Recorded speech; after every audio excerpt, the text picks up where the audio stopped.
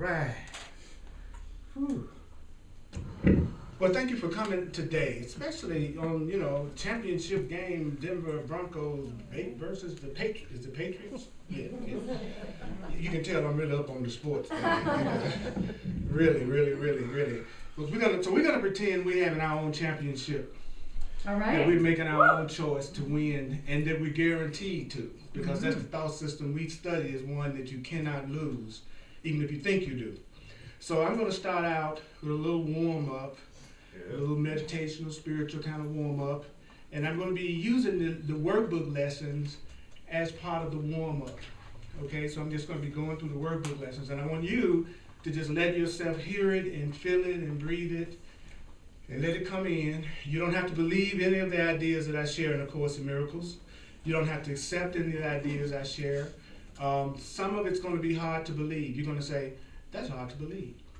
And some of it's going to be startling. So we want to hear something new that will wake us up. Is that true? Yes. Now, do we recognize that new means different? Yes. So that means if you're ready to hear something new, you're ready to hear something different. But because it's something different, it's a good possibility it might bring up some resistance because it's different. So that's why you don't have to believe it, accept it, welcome it. Because if you think you have to believe what I say, then it's going to bring up resistance. If you come from the perspective that you just want to hear what I'm saying, which is the first stage of accepting a new idea, is hearing it, then you'll find that you won't have a lot of resistance to what's said today. All right? Is that fair enough?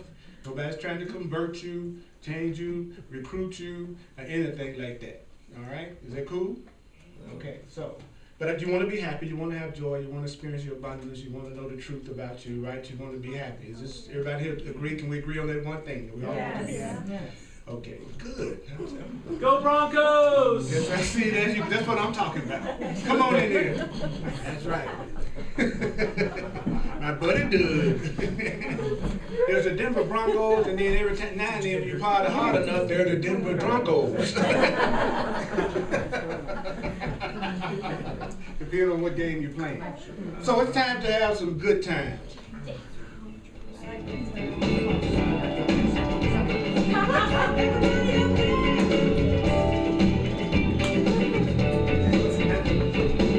This is very spiritual. Nothing you see means anything. Nothing you see means anything. Nothing you see means anything. Nothing you see means anything. You have given everything you see all the meaning that it has for you. You have given everything you see all the meaning that it has for you. I have given everything I see all the meaning that it has for me. You got it? I have given everything I see all the meaning that it has for me. I have given everything I see all the meaning that it has for me. I have given everything I see all the meaning that it has. You know the thing you're worried about? You have given everything you see all the meaning that it has for you. You know what I'm talking about? You have given everything you see all the meaning that it has. That's lesson 2. Lesson 3 is I do not understand anything I see. I do not understand anything I see. I do not understand anything I see. Now, number 4 sounds like this. It goes, these thoughts do not mean anything. You know what I'm talking about. You know the thoughts, the ones that keep you from having peace and joy. It's got you confused, disoriented, upset. You want to tell yourself, these thoughts do not mean anything. What? These thoughts do not mean anything. These thoughts do not mean anything. These thoughts do not mean. See, you gotta have fun. It's time to have happy happiness. You got to bring that joy into your experience. You got to move that body. You got to feel it. You got to move it. You got to feel it. You got to move it. You got to feel it. You got to move it. Woo! Number 5. You ready? I want you to think about something that has you a little bit upset right now. In other words, what you were thinking about before you came in the door. You know what I'm talking about, right? The lesson 5 says,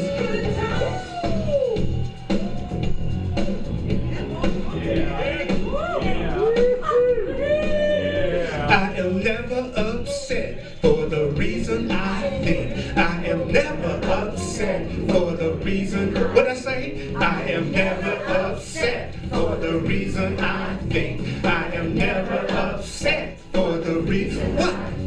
I am never upset for the reason I think. I am never upset. This is the hard part. Look at somebody, and I want you to say this to them.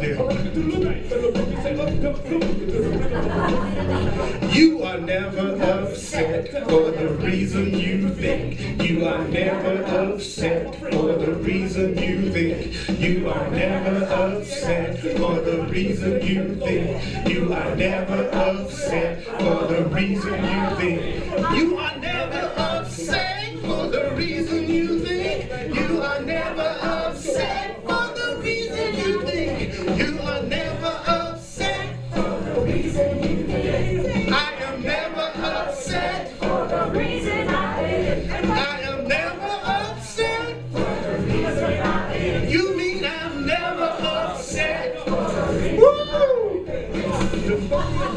Here comes number 6. Get to party harder like you just don't care. Yeah. I am upset because I see something that is not there. I am upset because I see something that is not there. I am upset because I see something that is not there. I am upset because I see something that is not there. I am upset because I see something that is not there. I am upset because I see something that's not there. I only see the past. I see only the past. That's the problem. I see only the past. That's why I'm upset. Because I only see the past. That's why we get upset. Because in this moment, we're peaceful, sitting down, jamming with a crazy black dude that's having fun with y'all. If you're wondering what the hell is going on, if you're here for the first time, just roll with it. Just roll with it. Tell yourself, my mind is preoccupied with past thoughts. My mind is preoccupied with past thoughts.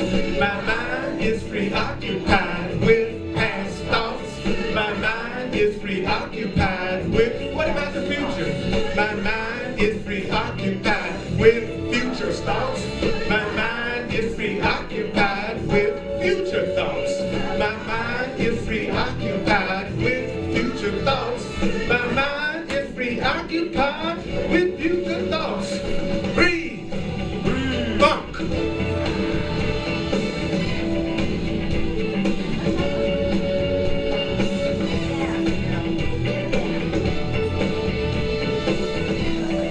Wow.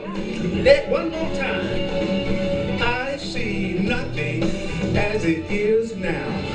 I see nothing as it is now. I see nothing as it is now. I see nothing as it is now. Yeah. Whoa! Yeah. Fun is permitted. All right, let's go for the Course in Miracles right now. Today, I'd like to cover some things about what everything that you're going through in your life right now is and what it's for. And I'm also going to cover what the Course in Miracles teaches about forgiveness.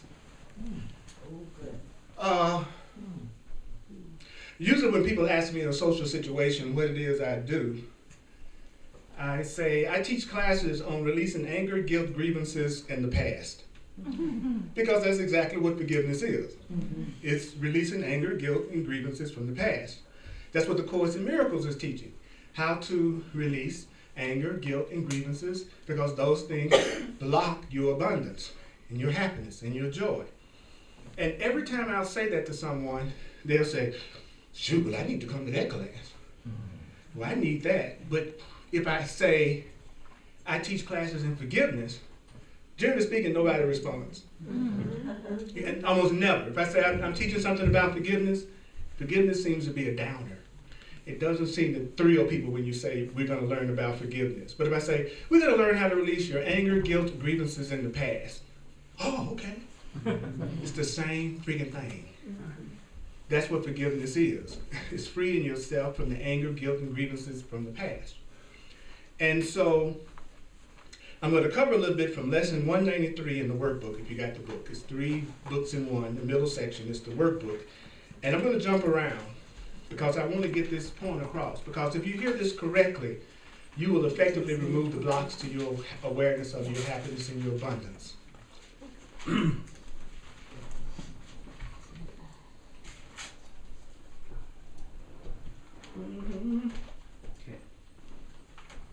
First I'm going to read it.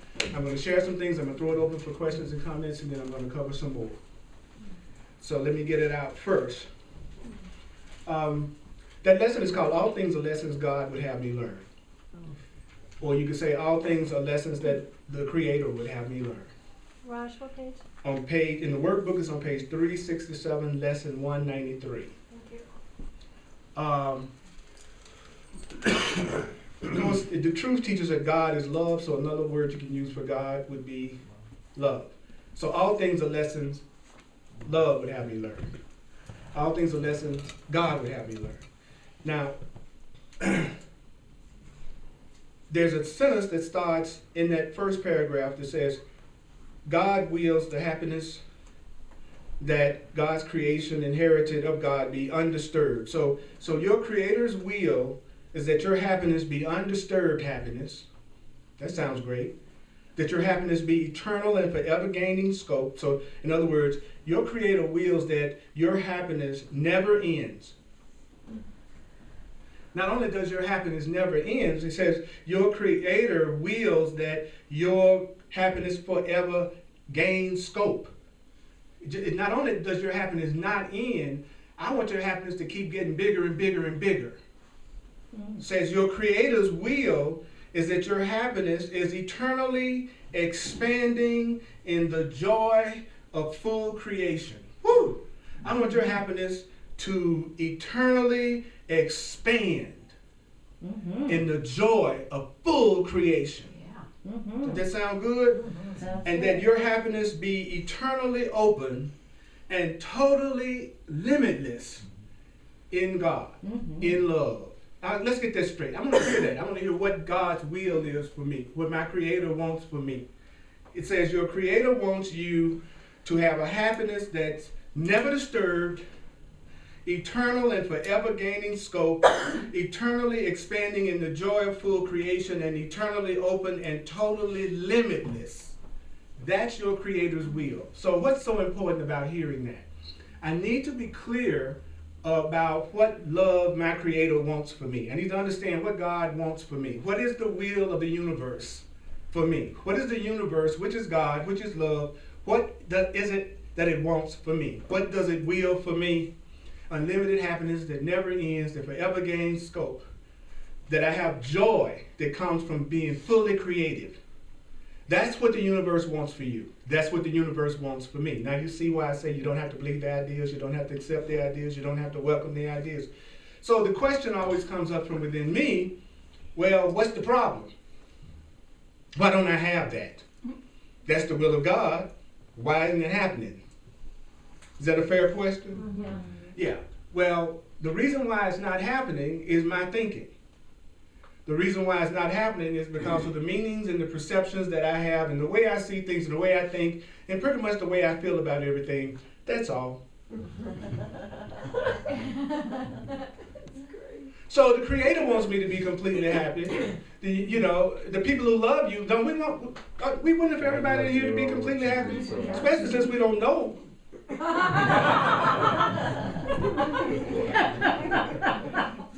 that the trip? I free the people I don't know, support them in having the joy that they deserve. Do not try to limit them. Do not put my script on them. Not concerned about who they was with last night and what they were doing with them. I have no concern about what you all did last night. I hope y'all had complete joy and happiness. Now, the people that's special to me, on the other hand, the ones that I say I love, I have plenty of rules, restrictions, and scripts for them. Amen. So effectively, when I fall in love with somebody, I'm saying, I am here to reduce your freedom. And if you love me, you want to reduce mine too. And we'll see it as a relationship made in heaven. And by the way, the only reason why I'm attracted to you is you remind me of my past grievances. And I've chosen you, my dear. You're going to be the one that's going to make up for everything that any woman before you has ever done to me in my perception. Now, text me your phone number. Is that right? Is that right? Because why did I pick you out in the first place? Why did I single you out above everybody else at the party? Because you most reminded me of my past. You most reminded me of my patterns. And it happened so fast, I don't even remember consciously making that choice. I just called it, I'm attracted to you.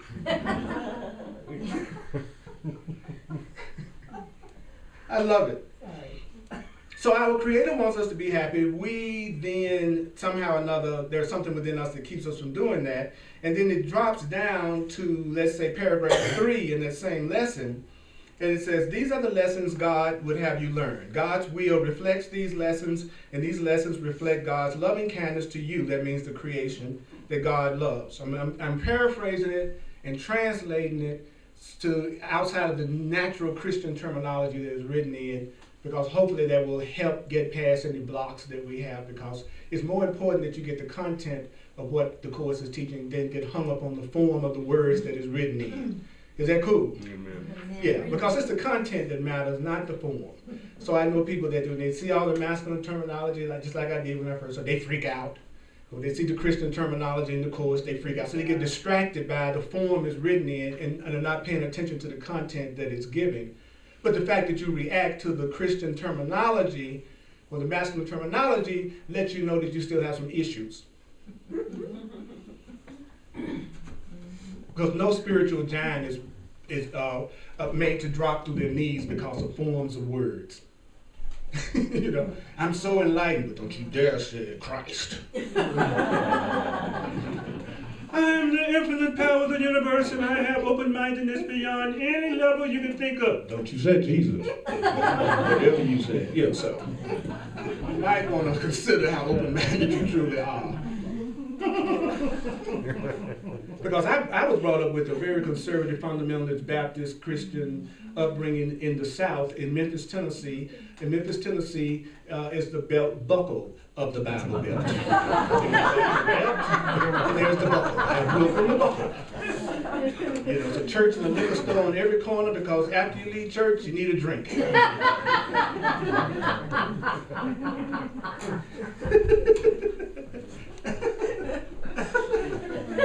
If you get through hearing about all the different kind of sins and hells you're going to, you need a break. I was taught that I was a sinner just by virtue of existing. I was born in sin. And that God's Son died for my sins 2,000 years before I was even born. Now how's that for deep? So, but I'm not criticizing, judging, and condemning people who have fundamentalist Christian beliefs, because I believe that everyone is exactly where they need to be, learning exactly what they need to learn wherever they are. I really do. I didn't always feel that way, but I do now. Do you know that there are some people, because they believe in hell, that's why they're not mugging nobody or killing anybody, because they don't want to go to hell? You see what I'm saying? So maybe that person needs to believe in hell to keep them straight. You know what I'm saying? Because there's some people that believe in reincarnation, some people that don't. The Course in Miracles says it's not important whether you believe in reincarnation or not. That's not really the issue, because if you're going to make a change, you can only make the change now. You see, but if you do, he says, hang on to it. If you believe it, that's great. If you don't believe it, that's okay too. Okay? But see, a person who's unconscious and hateful and hasn't learned about love and forgiveness, then they learn about reincarnation, which is that you don't ultimately die, you come back over and over again until you get it right. They just kill somebody and say you're coming back anyway. I just go ahead and take you out. You'll be back next lifetime. So you're kind of glad that some people don't believe in reincarnation. You see what I'm saying? I'm learning that everyone's where they need to be, what's best for them. So the Course says these are the lessons God would have you learn. God's will reflects all these lessons, and they reflect God's loving kindness to you, the creation God loves. So each lesson, that means each thing that you're going through right now, has a central thought, the same in all of them. The form alone is changed with different circumstances and events, with different characters and different themes, apparent but not real. No matter what you're going through, no matter what the circumstances, no matter what the events, no matter what characters you're dealing with, no matter what the theme is that you're dealing with in your life right now that's apparent, it's the same fundamental content. So what the Course is saying to us is no matter what all of us are going through, and no matter what it looks like you give me your story of what you're going through, I give you my story of what I'm going through, we all share what we're going through, the Course in Miracles is saying, regardless of what it appears to be and how different it appears to be, all of us are learning the exact same lesson. So you can tell me your story in your form of what's going on, I can tell you mine, but the Course in Miracles says they're all the same in fundamental content. And the fundamental content is this. Now I want you to take the word fundamental. Okay, let's take that word. It's fundamental, right? We need to get fundamental with the truth. Fun, F-U-N, mental. Fundamental. So your fun is coming from the mental. It's coming from the way you think. It's fundamental. So the Course says, this is the lesson. Forgive and you will see this differently. That the one lesson that we're all learning through everything we're going through is, if I forgive, I will see this differently. Which means to forgive is to see it differently. So forgiveness isn't overlooking what I thought you did to me. Forgiveness is seeing what I thought you did to me differently. Looking at it another way is forgiveness. Being willing to give what you think you have experienced a new meaning. That is forgiveness. So forgiveness, according to the Course, is nothing but you looking at the situation differently than the way you're looking at it that's causing you pain and grief and grievances. Now that sounds easier to me than to try to spend all day forgiving you for something I think you really did to me. How about that? Does that sound easier? So always remember, when you hear the truth and you think you get contracted or fearful, or you think that it's asking you to do something that you have a lot of resistance to, remember that means you're the one that's misperceiving what the material is saying. In other words, you can't be perceiving this material correctly and feel more anger and more resentment, or like some heavy burden is being put on you. It just means you're giving the material your interpretation of what it means. Everybody clear about that? So if you're reading this book and all of a sudden you feel like a burden is being put on your shoulders, that's your own ego trying to make it look like you're being told to do something that's hard for you to do. There's nothing like this book in terms of how little it asks of you in order to give you an incredible level of experience of love and joy. We're used to no pain, no gain. We're used to struggling, so we think that the spiritual path is asking us to do the same thing. But all the spiritual path, called A Course in Miracles, is doing is trying to teach you how to let yourself be helped. Isn't that something? We have to be taught how to let ourselves be helped. That's how deep we are into our wrong-mindedness.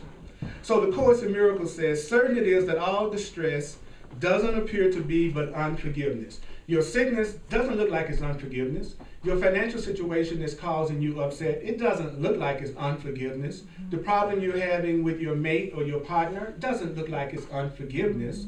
The problem that you're having with your career, your job, anything that you're upset about the Course is saying it is nothing but some form of unforgiveness. If you're not happy today and you're not feeling great to be here among your brothers and sisters that's all come together to love each other more, that's you having some type of grievance and unforgiveness. Wow. Then the question comes up, what is a grievance? What is a grievance? The Course in Miracles says a grievance is you saying to yourself, if this were different, I'd be happy. If they were different, I'd be happy. If I was in another place, I'd be happy. If I just lost 10 pounds, I'd be happy. Whenever you say, if this were different, I would be happy, the Course says that's a grievance. Now you have a grievance against your own present situation. And so that grievance keeps you from having the joy and the love that you want to have in this moment. So if I'm all upset with my life right now and I hate my life right now, that's me having a grievance against my own experience. That's okay, darling. When you hear the truth, it does make you want to laugh because it's so damn stupid. We forgot to laugh. Yeah, and the Course says that's how we got in the world of fear in the first place. He says, the book says we remembered not to laugh. I was just about to laugh. I caught myself. Because if you laugh today one time, if since this class has started and you've had any kind of joy at any level, you know beyond a shadow of a doubt that your joy does not rest on that outer condition needing to change. Because you had happiness still with your credit 2. Your credit score is 2. But you managed to laugh today. You don't know if your car is going to be out there when you leave the church. But you managed to laugh today.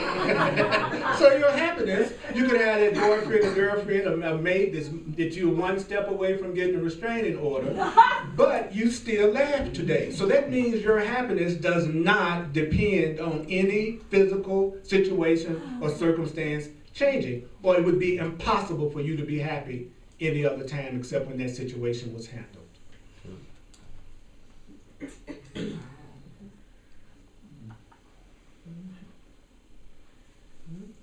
Hold just a second. We're going to wait a few minutes before we destroy the meaning of everything I've said. Just take a breath. I love you, dear. I love you too, girl. You know that. You know I do. Take a breath.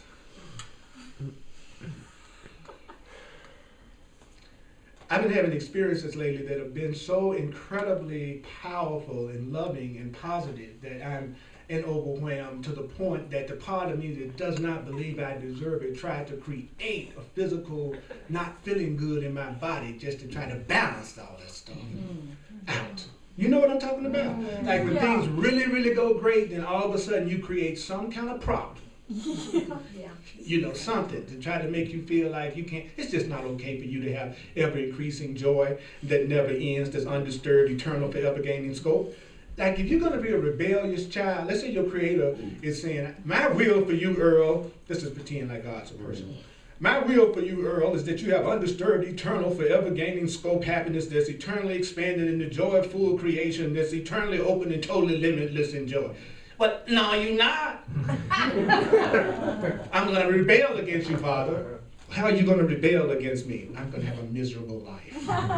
Because that's the only way I can rebel. I have to do something just the opposite to what you said your will is. So you will me happiness. I prove that can't happen. You're going to say I can have creation and that's totally unlimited. And I'll be saying, I don't know what I'm going to do with myself. You know what I'm saying? To rebel against God is to make your own self miserable, because to rebel, you have to do the opposite of what it is the Creator wants you to have or do. So our rebellion is also what? Stupid. It's a stupid rebellion. If everything in the universe wants to bring you peace and you're fighting it every inch of the way, doing everything opposite that would allow you to have that, overlooking the instructions that you're given to easily receive it, then that's stupid. But I call it being rebellious. See, I forgot that it was okay for me to be rebellious against the rules of fear and anger and conflict and the insanity that the world taught me. I was very rebellious against the things that the world taught when I was coming up, because it just seemed crazy to me. So I did rebel against the religious beliefs I was taught. I did rebel against the ideas of relationships. I rebelled against anything that said I couldn't be free to express myself the way that I really needed to. So that rebellion was okay. But I had been so much in the habit of rebelling that when I finally got the rules that make sense, that are loving and helpful, I was still rebelling. Still not wanting to obey. Still not wanting to follow what the Creator was telling me, because I'm just used to rebelling against authority.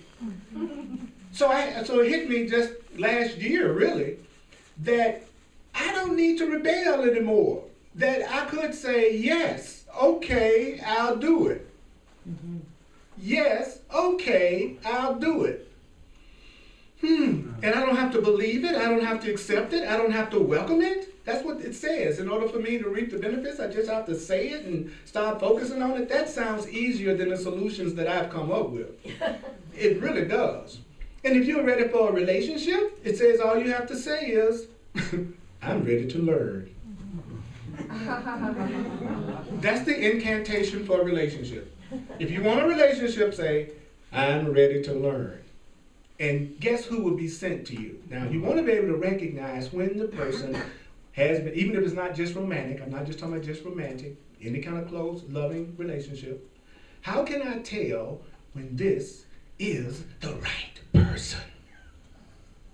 I feel peace. You'll feel peace. But what would be the characteristics of the person that was the correct person? The Course in Miracles answers that. Say, the person that will be sent to you will be a person who needs you the way you are. They won't come to you saying, I'm in love with you, but change. I'm in love with you, but I'm going to tweak you a little bit, and you'll be just perfect. You're about 80% cool. But there's this little 20% I got to try to fix about you, and then you'll be okay. Actually, when the person is sent to you and you have the correct perception and they're coming from spirit, you'll be saying what I'm saying to the people in my personal life that I feel that loving connection, which is, I want you to be more you. What can I do? I want you to be more you. Because the person that's sent by spirit, they perfectly match your level of understanding to the point that the way they are is exactly what you need to grow and expand and become more loving yourself. The way they already are. Not the way they're going to be after you change them, but they show up the way they are and you go, thank God you're here. Thank God you're in my life. I appreciate you so much, just the way you are. Now, based on that description, how are you doing? I suck. Thank you for sharing, young man. I'm glad to hear that you're very honest about your love life.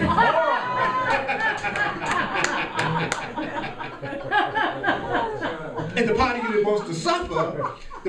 wants to suffer, is so attracted to them.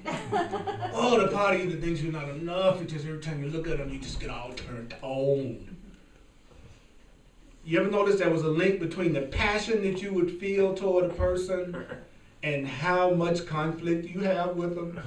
That they would tend to be the same person? The same person who's like they would disappoint you the most would be the same person you would find yourself physically turned on by. And then the person who was treating you lovingly and kind and accepting and really, really nice, no juice, none whatsoever. It just may have been a monk sitting up there next to you. But you know what? It changes. As you begin to love yourself more, it changes. And it changes where the more the person is acknowledging you, loving you, supportive of you, the more turned on you become by them. So you just go through this in-between period for a while that it might look like there's nobody there. And you might be wondering, what the hell is going on? There's nobody here. I'm studying and nobody's here. Not only that, if I even look at them, they disappear. It used to be like that with me. If I was attracted to a woman, and I'd say, Holy Spirit, you know, if I'm not meant to be with this person, I want you to decide right now, and I want you to take them out of my life. I'd never see them again. I wouldn't hear from them again. They wouldn't even be on Facebook no more. Someone just when somebody leave Facebook, they don't exist anymore. So, I'm telling you, when you start telling the universe to make decisions for you, it doesn't mean you're going to get what you think you want the way you want it. In most cases, it means you won't appear to get what you want the way you want it because your choices have been so poor that who you want is the worst thing in the world for you. So then you get to the point that when you're attracted to somebody, you know you need to go the other way. Yeah. If your record is every time you're attracted to somebody, it's the worst thing that ever happened to you, and it goes down the tube and y'all always upset and arguing, then the next time you're attracted, you need to go the other way. I'm attracted to you. I will not give you my phone number. I have an intense desire for you. I will not go out with you ever again. Why? Because I know you're wrong for me. Why? Because I'm attracted to you. And my track record is that who I'm attracted to is not the right person for me. So what do you do if that happens? What do you do? Have a conversation, have a conversation, have a conversation, have a conversation, talk to them, talk to them, talk to them, ask them questions, ask them questions. I do a lot of counseling called clarity sessions, which really is fascinating. I learned so much about myself through counseling. And the question that stymies most people, more than any other thing, when they're talking about relationships, I'll ask them two things and it just stops them in their track. You wanna know what that is? I say, what are you in a relationship for? What's the purpose? That's somebody that says they wanna go out with you and you say, what for? Try it. It'll blow their mind. You want to go out with me? You want my phone number? Why? I can't tell you why. Then you won't give me your phone number. I can't tell you what I really want. I want your phone number so that we can grow in spiritual awareness. I want you to come over and see my holy pictures.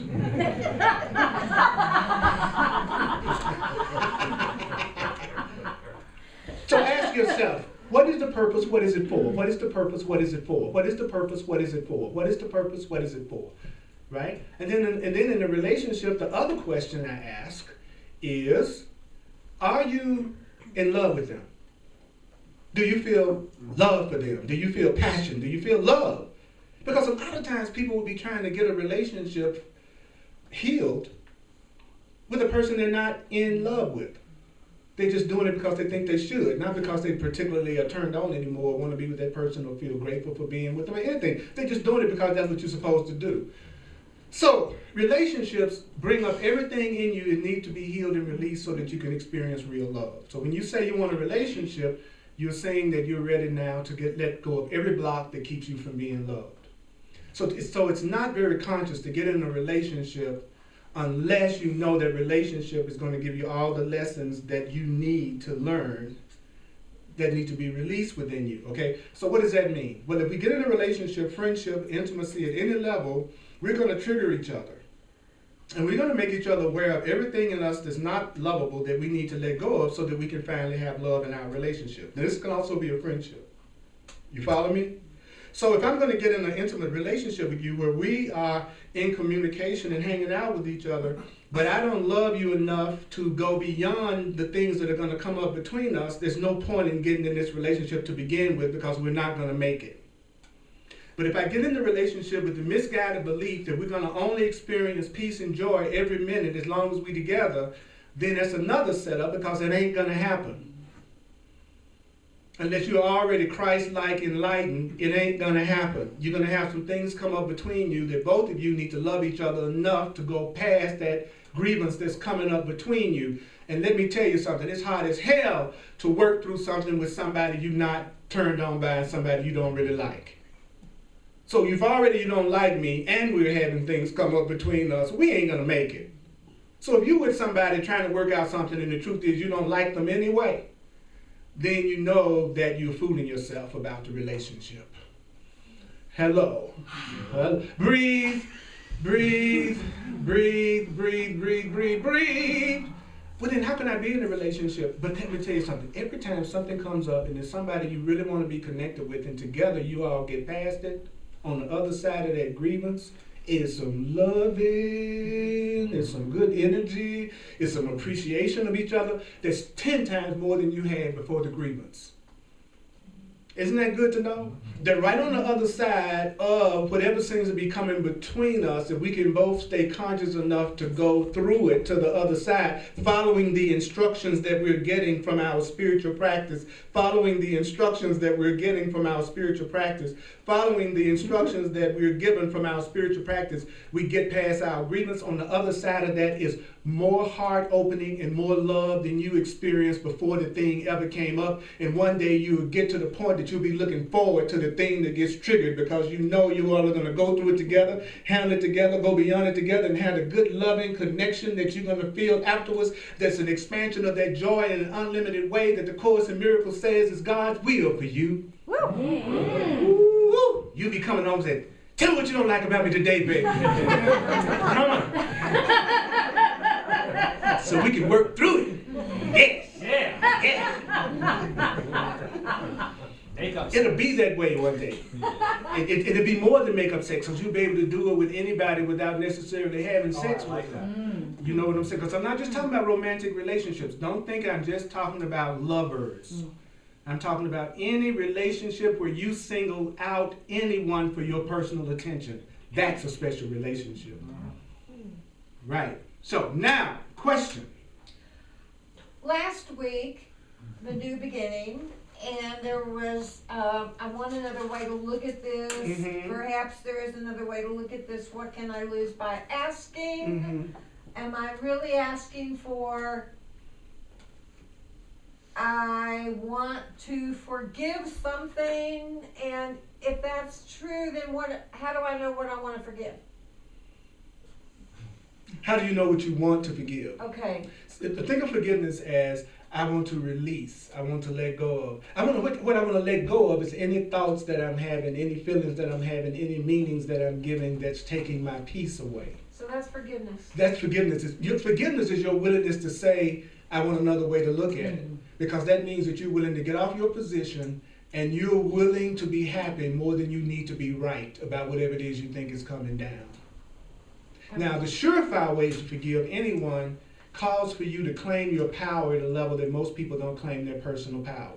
True forgiveness comes from understanding that there's nothing that happens to you without your consent, that you're the one that creates your reality, and that your consciousness is what's creating and drawing the things that seem to be happening to you. And if you really accepted that you were the one that were responsible for your experience, then there wouldn't be anything to forgive, because you would know that whatever happened at some level, you created it. So it's hard for me to have a hard time forgiving you for something I asked you to do. That's a very high level of consciousness that most people are unable to begin to get to at the very beginning. So I'm not asking you to look at it that way now, but one day you will be glad to say, I created it, I'm responsible for it. Because the minute you say, I created it, I'm responsible, then you're no longer a victim of it, and it means you can change it. But if your happiness is dependent on me changing, then you put yourself in an impossible position. But if you're the one that's creating it, then you're the one that can allow it to be changed, so you will not have to be stuck and you can have a change. Does that make sense? Amen. Yeah, so it's always to your advantage to take responsibility for your experience as much as you possibly can. And in the beginning, it's very difficult for people to do that because they're so deep in their victim story about how it's, then they bring up, well, what about the starving children in Africa? How about the Holocaust? What about you get all these things that just excuses to get you from to keep you from working on your own forgiveness process. So then we take the most extreme situation and try to use that as an example to not believe we create things for ourselves. So don't go to the extreme. Just like I tell people in the class often, don't try to forgive the person you have the greatest grievance with first. Don't try to forgive the situation that has the greatest emotional impact on you first. If you went through the experience of being molested as a child, don't start with who you see as the molester. That's a trick. You start with the person that took your parking space. You start with the person that did something slight that you hold. Don't start with the big stuff. So if you're not at the point that you can say, I create my reality, I'm the one that's creating what's happening to me, then say this. I'm creating my experience of what is happening to me. I'm creating how I'm seeing what's happening to me. I'm the one that's giving it the meaning it has. Start there. That'll still lead you into a level of power that will blow your mind. All right, one more here and then here. Anybody else? Question? You had a question? Just translating this to the workplace. translating it to the workplace is the easiest place in the world, because the workplace is where you get your PhD. It's where you get an opportunity all day long to practice saying to yourself, I'm the one that's giving this coworker all the meaning they have to me. I'm the one that's giving this boss, what my boss said, all the meaning that it has for me. Don't let your ego tell you that the truth doesn't work in the world. The truth works in the world best, because the world is constantly presenting you with opportunities to practice it. Like, for instance, I got an evaluation, I don't like it. Guess what? I will forgive and this will disappear. I will forgive and this grievance will disappear. What does it mean to forgive? I will see this differently and it will disappear. That's what I forgive and it will disappear means.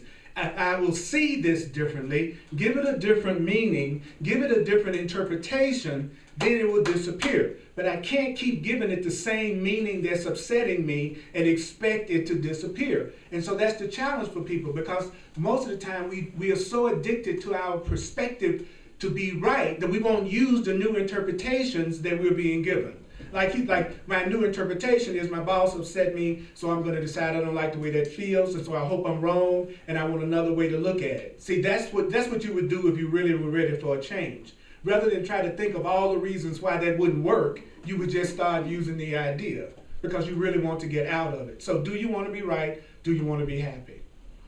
You know, I was in a regular world situation before I started to do my thing full-time teaching the Course in Miracles.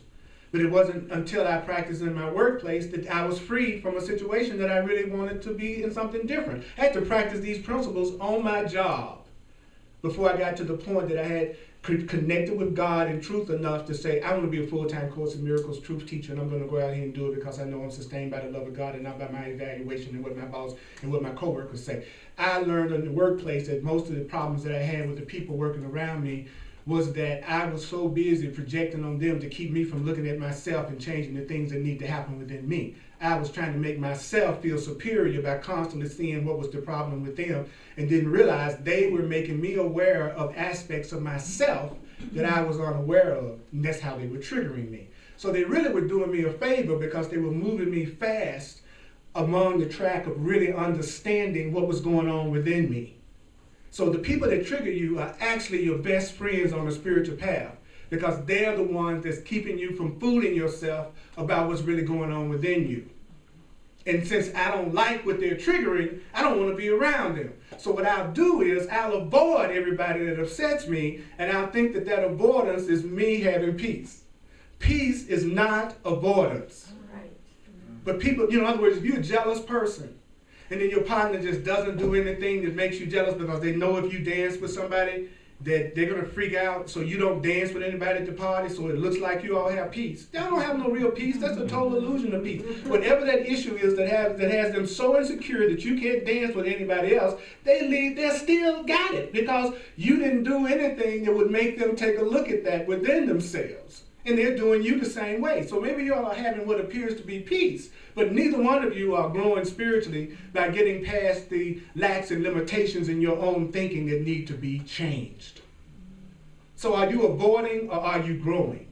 If you're avoiding, you're not growing. And most people do the avoidance. I'm just not going to tell you the thing that will upset you. I'm just not going to do the thing that's going to upset you, because I don't want to go through all the crap I'm going to go through if I do it. Great. Y'all will probably have peace when you're around each other, but neither one of you are growing, which means as soon as that thing is done, you're going to freak out. So you didn't really grow. It would be better to go, what is it that we're going to do when I do get triggered? How are we going to handle it when I do get triggered? What are we going to do when my jealousy comes up? Well, I'm going to say, I will forgive, and I'll see what's going on differently. Oh, thank you for making me aware that there's something within me that's making me feel insecure that I need to change, because somehow or another I am seeing you as my salvation to the point that if you dance with somebody, I'm freaking out. So thank you for making me aware that I need to get rid of some blocks and start to love myself more and feel more complete. Thanks for making me aware of that. And if we love each other, also the thing that's going to happen is when my jealousy does come up, you're going to grab me and you're going to tell me, I love you, I appreciate you, you won't lose me, you're the greatest thing that ever happened to me, come here and let me hold you up, give me some of that kick sugar right now. I won't be going, oh my God, I wish you'd get over your jealousy. I'm not jealous. Why are you so jealous? Well, the reason why I'm not jealous is because you're so jealous. Your jealousy makes me feel secure. If you're freaking out if I dance with somebody, of course I'm not going to act jealous because you're already proven I got you. But that also means I'm capable of jealousy if you're capable of jealousy, because in a holy relationship, you know that the person you're attracted to is not different from you. They're the same as you, which means what would upset you would upset them, and what would give you peace is what would give them peace. That's the way you look at it when you begin to wake up to who you really are. Even if they're not acting jealous, if they're with you, they have that potential because you're together. And if you see each other as the same, you have more tolerance and patience with each other when things come up between you. When you see each other as different, then you're intolerant and you get angry when the other person reflects something back to you that you think isn't your quality. Now do you see why I said that you can most easily pull this off with somebody you really like?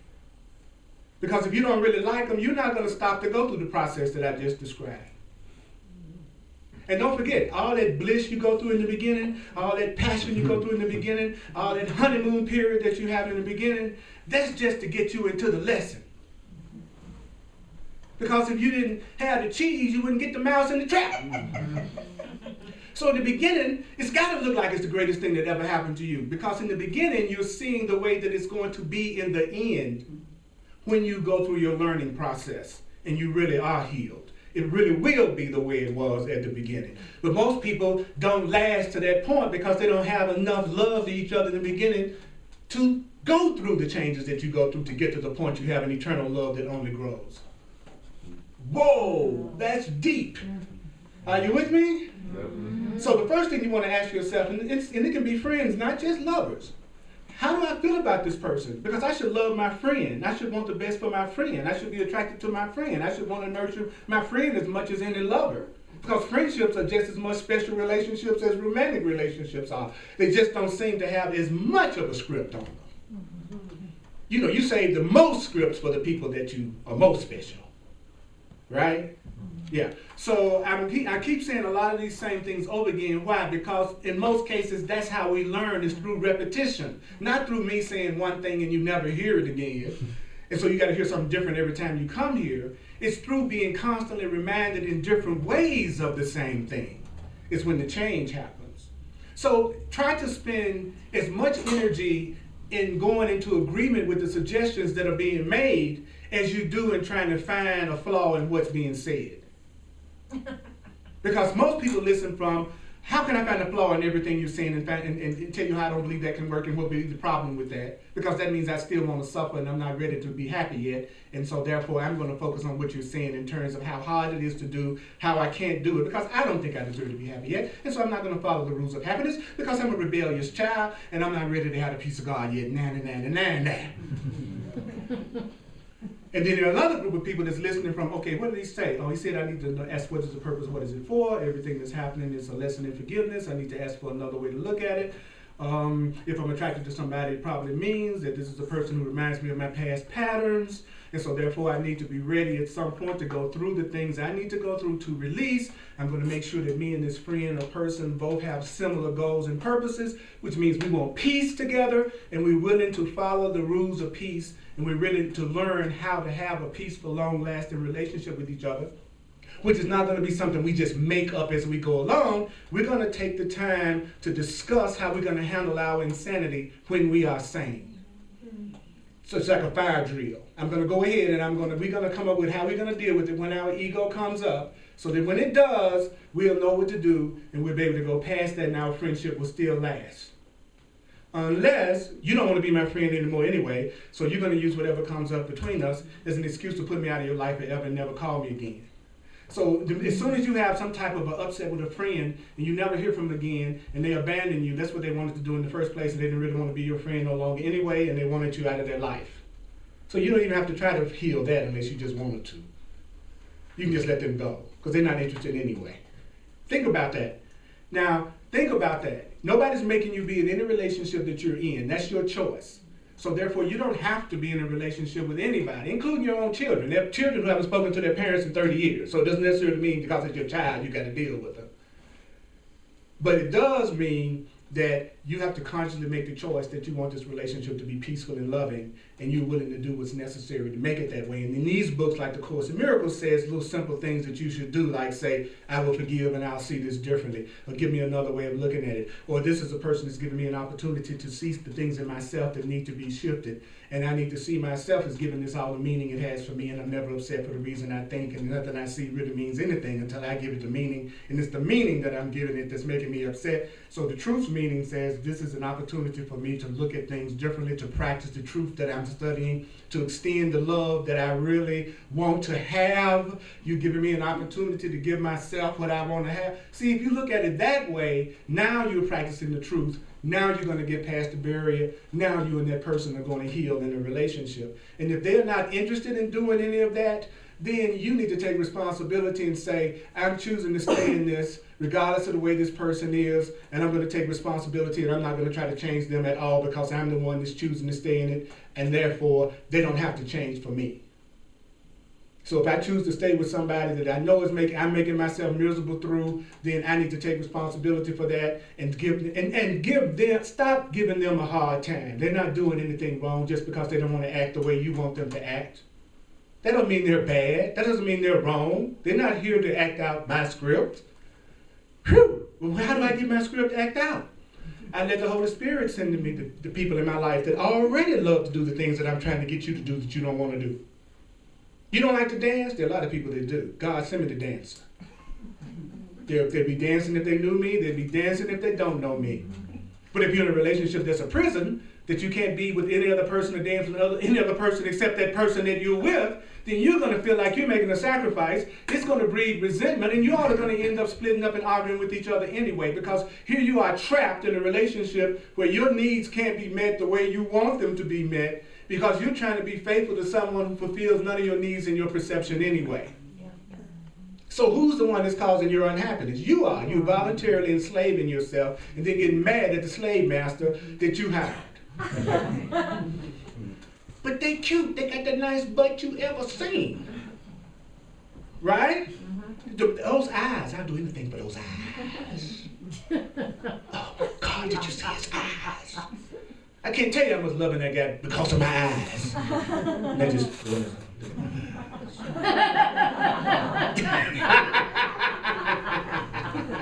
I've seen houses seduce women. I've seen cars seduce women. I've seen bodies seduce women. The person didn't have to say nothing. And you've seen it with men. You've seen it.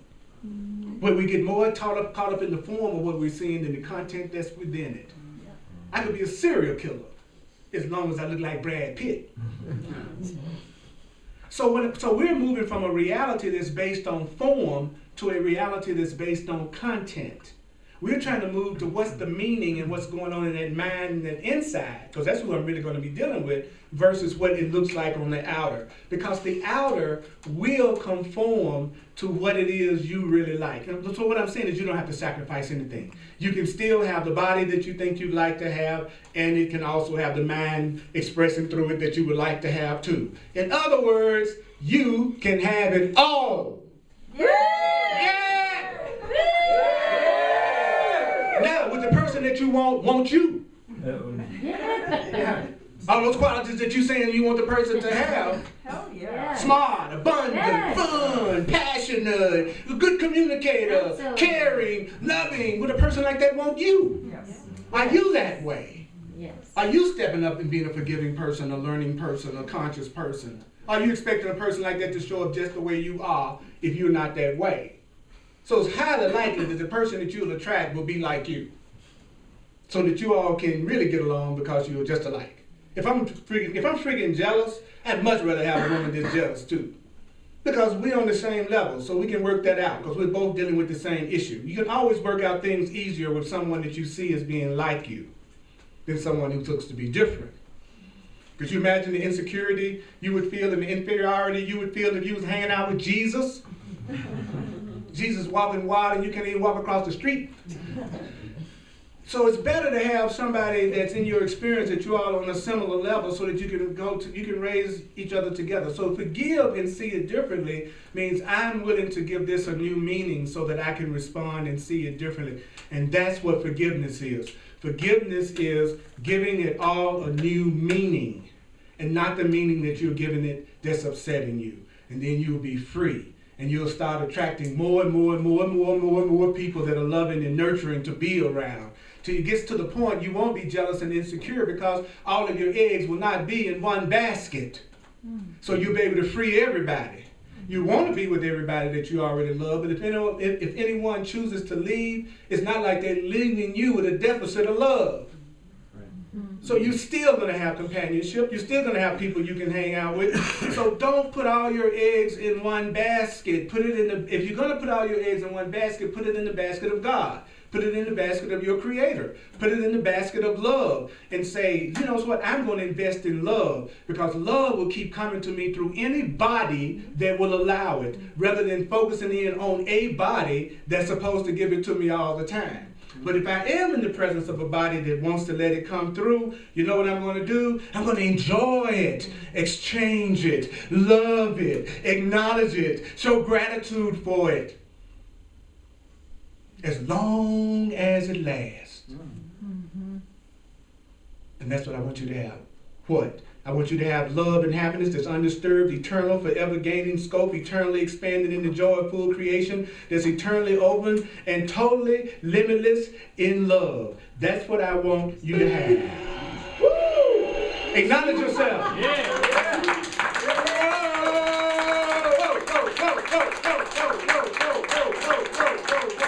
Give it to yourself a little bit. It's a Broncos game. Yeah, the Broncos, God, you deserve it. You deserve it. You deserve it. You deserve it. We're going to do the financial expression of appreciation right now. I'm a full-time teacher of the Course in Miracles. Thank you for sharing financially with me. Those of you on the internet, I sure do appreciate everything that you've been sharing with me. Let me pass that. You are cool. Now, if you would like to have a one-on-one session with me called a clarity session, that we can take whatever it is that's going on within you right now, whatever issues in your life, and I can apply these teachings to it with you and your astrology and numerology. If you're open to that, just go to my website, earlpurdy.com, and read about it. And if you want to do it, we can do it. Those of you online, if you like to make a financial expression of appreciation, go to my website, earlpurdy.com, and want to invite you to come to Unity Temple. This is an awesome church. And also want to invite you to check out the movie. We're having a movie next Sunday called Guess Who's Coming to Dinner? And it's going to be over on Vine Street. What's that, 1617 Vine Street. One person that goes to this church has an awesome movie theater in their house, so we got comfortable chairs. And everybody familiar with Guess Who's Coming to Dinner? I've had a lot of people have to say that about me. You got it? Are you ready? Are you ready? Are you ready? So, if I forgive, I will see this differently. If I forgive, I will see this differently. So whatever thing that's bothering you right now, whatever problem, whatever illness, whatever lack, whatever suffering, whatever pain, no matter what it is, it's a form of unforgiveness. It's a form of you seeing something in a way that's not bringing you peace and joy. So unforgiveness is a wrong perception. Unforgiveness is a misperception. Unforgiveness is you trying to limit yourself because you are the only one that's feeling your grievance. You are the only one that's feeling your grievance. The person that you have the grievance against is not feeling it. You're the only one that's perceiving your grievance. And so if you're unhappy and you're keeping yourself miserable to show somebody else how much they have hurt you, you're the only one that's feeling it. So if you're miserable right now, nobody else in the room is feeling it. If you got diarrhea right now, nobody in the room is feeling it. If you got a headache right now, nobody else in the room is feeling it. So the thing is set up that the only thing we can really share with each other is love. We can feel love, we can feel joy, we can feel each other's happiness, but the rest of it is just a super duper empathy. You're just joining in with the pain because you're identifying with your own pain when you had that same kind of feeling yourself. So forgive and you will see this differently. You know the situation? Forgive and you will see it differently. If I forgive, I will see it differently. Say that when something comes up this week. Feel your feeling. Don't pretend you're mad. Don't pretend you're not upset when you're upset. Don't repress your feelings and emotions, no matter what they are. Whatever you're feeling, let yourself feel it completely. But when you get through feeling it, tell yourself the truth about it, which is, I am giving this all the meaning that it has for me. I'm the one that's giving this all the meaning that it has for me. I'm the one that's making myself feel this way because I'm the one that's interpreting it. And I'm responding to my own interpretation. That's it. I am responding to my own interpretation. I am responding to my own interpretation. You see why I chant and do stuff like that? Because unless you get your body and your feeling and something inside of it and with it, it's just another intellectual experience. I am giving it my own interpretation, and that interpretation is determining how I feel. So you're going out into the lab. Is this right? Isn't that wonderful? A great lab. Those of you who are here for the first time, I am so glad that you came today. And don't forget that if you sign the contact list, I sent out, I video all my classes and I sent out links so that you can watch it on YouTube just by clicking it and you get a chance to review it. I got over 700 classes on YouTube. And you can access them on my website as well as going to YouTube, and all the workbook lessons, and like 3 or 4 years of audios on my website that you can download and put on your iPod or burn. So what is that saying? It's saying that, hey, every way I can be supportive. Anybody need this so they can make sure that they're on the contact list? It's important too. And I can also let you know if the class is canceled for some reason, whatever. So it's important to be able to let you know. This is a brand new year. Let's make this year different by making it all the same. Let's make it different by making it all the same. A year that we're going to focus on our awakening and the love that we desire, and we're going to really go beyond the blocks that keep us from being aware of our peace. I'm here to support you. Tuesday night, 7 o'clock, I have a class called The Way of Mastery from 7 to 8:30. Very intense, powerful class. You're welcome to drop in on that on Tuesday nights. Awesome material. So what does that mean? It means you have support. That if you don't have to do this alone, but I can't do it for you, you also have to want it for yourself. Because I can't run down the field with you carrying the football with you. But those of you who really have had enough and you're ready to shift, I'm here for you. I want to support you because you know what? You are me. You are me.